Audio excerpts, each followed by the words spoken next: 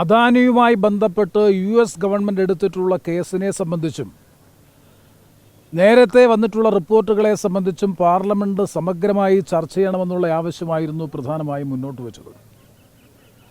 അതോടൊപ്പം തന്നെ രാഷ്ട്രപതി പാർലമെൻറ്റിൻ്റെ സംയുക്ത സമ്മേളനത്തെ ഭരണഘടനയുടെ 75ാം വാർഷികത്തോടനുബന്ധിച്ച് നടന്ന സമ്മേളനത്തിൽ പാർലമെൻറ്റിനെ അഭിസംബോധന ചെയ്തുകൊണ്ട് ബഹുമാനപ്പെട്ട രാഷ്ട്രപതി നടത്തിയ പ്രസംഗത്തെ സംബന്ധിച്ച് സഭ ചർച്ച ചെയ്യണമെന്നുള്ള രണ്ട് പ്രധാനപ്പെട്ട ആവശ്യങ്ങളായിരുന്നു പ്രതിപക്ഷം ഗവൺമെൻറ്റിന് മുമ്പാകെ സ്പീക്കർ മുഖാന്തരം സമർപ്പിച്ചത്. ആ രണ്ട് കാര്യങ്ങളിലും അനുഭാവപൂർവമായ നിലപാട് സ്വീകരിക്കാൻ കേന്ദ്ര ഗവൺമെൻറ് തയ്യാറാകാത്ത പശ്ചാത്തലത്തിലാണ് ശക്തമായ പ്രതിഷേധമുയർത്തിക്കൊണ്ട് സഭാ നടപടികൾ സ്തംഭിക്കുന്ന നിലയിലേക്ക് എത്തിച്ചേർന്നത്. ഈ 6 ദിവസക്കാലം സഭാ നടപടികൾ സ്തംഭിച്ചതിന് ഉത്തരവാദി പ്രതിപക്ഷമല്ല, ഗവൺമെൻറ്റാണ്.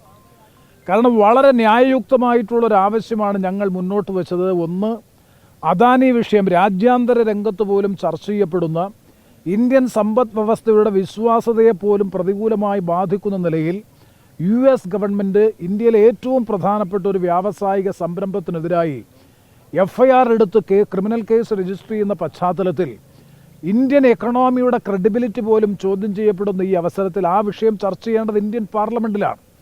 ആ ചർച്ചയ്ക്ക് ഗവൺമെൻറ് തയ്യാറാകുന്നില്ല, ഗവൺമെൻറ് വഴങ്ങുന്നില്ല എന്ന് മാത്രമല്ല, ആ വിഷയത്തെ സംബന്ധിച്ച് പ്രതികരിക്കാൻ പോലും ഗവൺമെൻറ് തയ്യാറാകാത്തൊരു പശ്ചാത്തലമാണ്. അതുപോലെ തന്നെയാണ് രാഷ്ട്രപതി അഭിസംബോധന ചെയ്തുകൊണ്ട് പാർലമെൻറ്റിനെ അഭിസംബോധന ചെയ്തുകൊണ്ട് നടത്തിയ പ്രസംഗത്തിൽ ഞങ്ങൾക്ക് ഒരുപാട് കാര്യങ്ങൾ അതുമായി ബന്ധപ്പെട്ട് പറയാനുണ്ട്.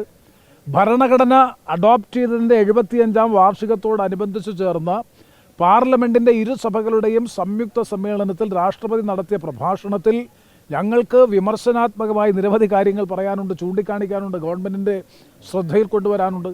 അതിന് 2 ദിവസത്തെ ചർച്ചയ്ക്ക് അവസരം നൽകണമെന്നുള്ളതായിരുന്നു മറ്റൊരാവശ്യം പ്രധാനമായും മുന്നോട്ട് വെച്ചത്.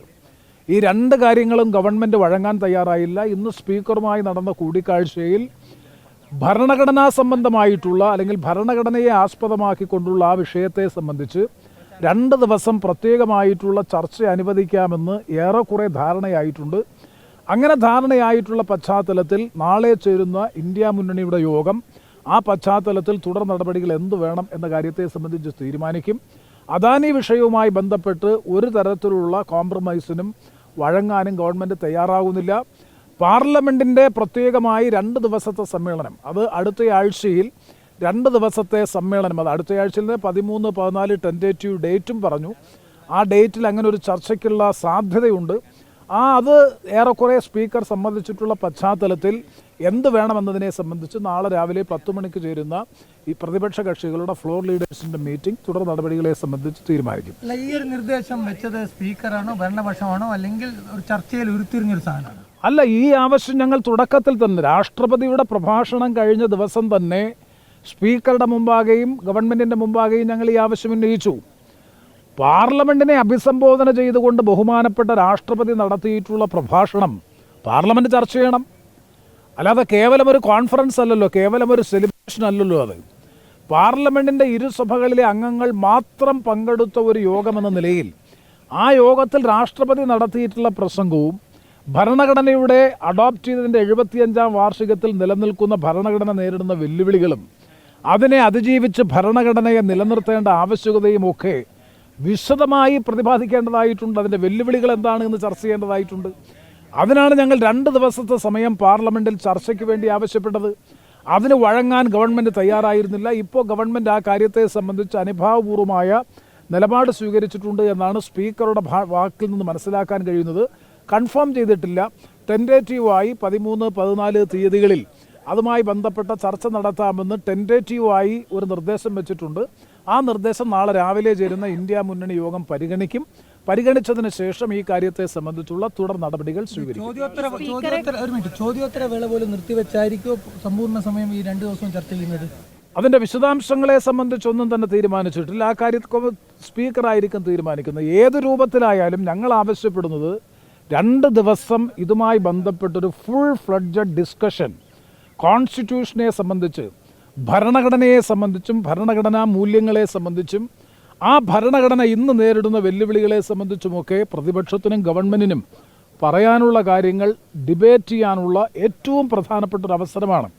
കാരണം 75 വർഷം പിന്നിട്ട ഇന്ത്യൻ ഭരണഘടനയുടെ പൊതുസ്ഥിതിയെ സംബന്ധിച്ചും സമകാലികമായിട്ടുള്ള അവസ്ഥയെ സംബന്ധിച്ചുമൊക്കെ പാർലമെൻറ്റിലാണ് ഡിബേറ്റ് ചെയ്യപ്പെടേണ്ടത്. കോൺസ്റ്റിറ്റ്യൂൻ്റ് അസംബ്ലിയിൽ നിന്ന് പാർലമെൻറ്റിലേക്ക് വന്നിട്ട് 75 വർഷം പൂർത്തീകരിക്കുമ്പോൾ അത് ത്രെഡ്ബെയറായി പാർലമെൻറ്റ് ചർച്ച ചെയ്യേണ്ടതാണ്. ആ ചർച്ചയാണ് ഞങ്ങൾ ആവശ്യപ്പെട്ടത്. അത് അനുഭാവപൂർവ്വമായി പരിഗണിച്ചുകൊണ്ടാണ് 2 ദിവസത്തെ ചർച്ചയ്ക്ക് ഏറെക്കുറെ ധാരണയായിട്ടുള്ളത്. ആ ധാരണ നാളത്തെ ഇന്ത്യ മുന്നണിയുടെ യോഗ തീരുമാനത്തിൻ്റെ കൂടി പശ്ചാത്തലത്തിലായിരിക്കും സ്ഥിരീകരിക്കപ്പെടുന്നത്, കൺഫേം ചെയ്യുന്നത്. നാളെ രാവിലെ 10 മണിക്ക് ചേരുന്ന ഇന്ത്യ മുന്നണിയുടെ പ്രതിപക്ഷ കക്ഷികളുടെ ഫ്ലോർ ലീഡേഴ്സിൻ്റെ മീറ്റിങ്ങിൽ ഈ നിർദ്ദേശവും എടുക്കേണ്ട തുടർ സ്ട്രാറ്റജിയെ സംബന്ധിച്ചും വ്യക്തമായ തീരുമാനം കൈക്കൊള്ളും. മാത്രമാണോ അതോ അദാനി വിഷയമടക്കമുള്ള മറ്റു വിഷയങ്ങളിലുണ്ടോ? സ്വാഭാവികമായും രാഷ്ട്രപതിയുടെ പ്രസംഗവുമായി ബന്ധപ്പെട്ട് ഇന്ത്യൻ സമ്പദ് വ്യവസ്ഥയെ സംബന്ധിച്ച് അവർ പരാമർശിച്ചിട്ടുണ്ട്. സാമ്പത്തിക സ്ഥിതിയെ സംബന്ധിച്ചുള്ള പരാമർശമുണ്ട്. ലോകത്തെ 5ാമത്തെ സാമ്പത്തിക ശക്തിയായി രാജ്യം വളരുമെന്നുള്ള പ്രഭാഷണത്തിൽ പരാമർശമുണ്ട്.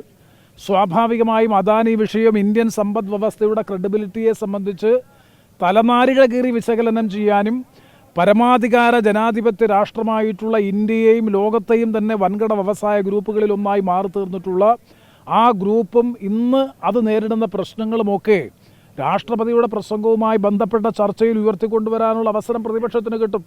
അതുപോലെ തന്നെ ഇപ്പോൾ പാർലമെൻറ്റിൽ പരിഗണിക്കപ്പെടുന്ന ബാങ്കിങ് ലോസ് അമെൻമെൻറ്റ് ബിൽ, അതിൽ ചർച്ച ചെയ്യാനുള്ള അവസരം കിട്ടും. എത്രമാത്രം അതൊക്കെ ഗവൺമെൻറ് അനുവദിക്കും സ്പീക്കറിലൂടെ എന്നുള്ളതൊക്കെ കണ്ടറിയേണ്ടിയിരിക്കുന്നു. ഏതായാലും ഈ കാര്യത്തെ സംബന്ധിച്ച് ഞങ്ങൾ ഉന്നയിച്ച ഒരാവശ്യം ഗവൺമെൻറ് സ്പീക്കർ മുഖാന്തരം അല്ലെങ്കിൽ ബഹുമാനപ്പെട്ട സ്പീക്കർ അംഗീകരിച്ചിട്ടുള്ള പശ്ചാത്തലത്തിൽ, അംഗീകരിച്ചു എന്ന് ഞാൻ പറയുമ്പോൾ തന്നെ ടെൻഡേറ്റീവാണ്. കാരണം നാളെ പ്രതിപക്ഷം എടുക്കുന്ന നിലപാടിനനുസരിച്ചായിരിക്കും ഒരുപക്ഷെ ആ കാര്യത്തെ സംബന്ധിച്ച് കൂടുതൽ വ്യക്തതയും സ്ഥിരീകരണവും ഉണ്ടാകുന്നത്. അതിൻ്റെ അടിസ്ഥാനത്തിലായിരിക്കും. അത് അംഗീകരിച്ചാൽ അപ്പോൾ അതുവരെ സഭാ നടപടികൾ അല്ലെങ്കിൽ ബഹളം ഒഴിവാക്കുമെന്നാണോ സഹകരിക്കാൻ തീരുമാനിക്കുന്നത്? നാളെ ഒരാളല്ലല്ലോ തീരുമാനിക്കേണ്ടത്. കാരണം ഇത് നിരവധി പാർട്ടികളടങ്ങുന്നൊരു മുന്നണി സംവിധാനം എന്ന നിലയിൽ ഫ്ലോർ ലീഡേഴ്സിൻ്റെ മീറ്റിംഗ് കൂടിയാണ്.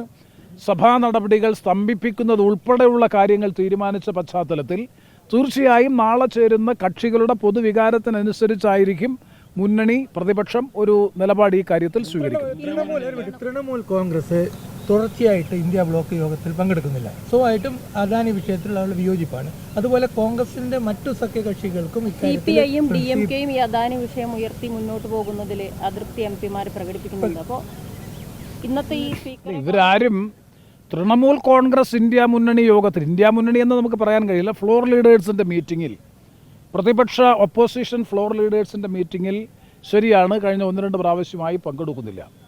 പക്ഷേ അദാനി വിഷയം ചർച്ച ചെയ്യണ്ട എന്നൊരു പൊതു നിലപാട് തൃണമൂൽ കോൺഗ്രസ് സ്വീകരിച്ചതായിട്ട് അവരാരും ഒഫീഷ്യലി പറഞ്ഞിട്ടില്ല, അനൗപചാരികമായി പറഞ്ഞിട്ടുണ്ടാകും. CPI-യും DMK-യും ഒന്നും ഒരു ഓപ്പൺ സ്റ്റേറ്റ്മെൻറ്റുമായി ഈ കാര്യത്തെ സംബന്ധിച്ച് മുന്നോട്ട് വന്നിട്ടില്ല. എടുത്തിട്ടുള്ള തീരുമാനങ്ങളെല്ലാം തന്നെ പ്രതിപക്ഷ ഫ്ലോർ ലീഡേഴ്സിൻ്റെ ഐകകണ്ഠേനയുള്ള തീരുമാനത്തിൻ്റെ അടിസ്ഥാനത്തിലാണ് ഇതുവരെയുള്ള തീരുമാനങ്ങളെല്ലാം എടുത്തിട്ടുള്ളത്.